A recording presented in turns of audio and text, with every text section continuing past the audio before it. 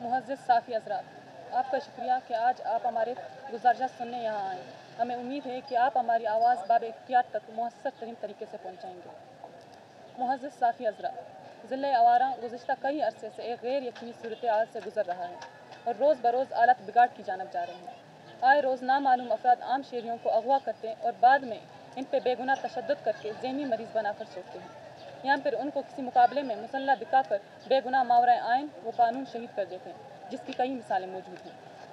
मुअज़्ज़िज़ साफ़ी हज़रात, अब्दुल अई बलोच वल्द आजी मोहम्मद असलम, जो कि पेशे से एक ऑपरेशन थिएटर असिस्टेंट हैं और गुज़िश्ता कई सालों से आवारान जैसे दौर इफ्तदा इलाके में अवाम की खिदमत कर रहा है, वो 1 जून को ड्यूटी सर अंजाम देते हुए ने आवारान नोंदड़ा से अगवा करके नामालूम मकाम मुंतकिल किया।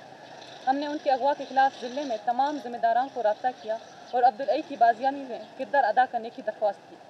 पुलिस, लेवीज समेत सिविल इंतज़ामिया भी तसल्लियाँ देने से आगे कोई काम नहीं कर रहे और ना ही 34 दिनों के बाद भी अभी तक किसी अदालत में पेश नहीं किया, जहाँ हमारे खदशात में मज़ीद इजाफा हो रहा है।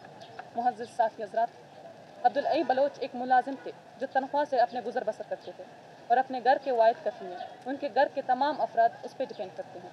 आप सहाफ़ी हज़रात से गुजारिश करते हैं कि अपना किरदार अदा करें। इनकी बाजियाबी में हम सब आपकी मदद के मुंतज़िर हैं।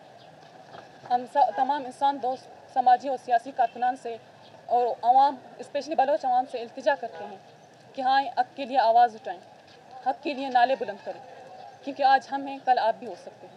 इससे पहले किसी माँ का गोद उजड़े, किसी बाप का कंधा टूटे, किसी बहन का मुआफ़िज़ उठा लिया जाए, किसी बेटी के सर का साया छीन लिया जाए या किसी के घर की खुशियों को आग लग जाए, आप उठें, मुज़ाहमत करें, घर की चौखट को पार करके सड़कों पर मुज़ाहमत करें।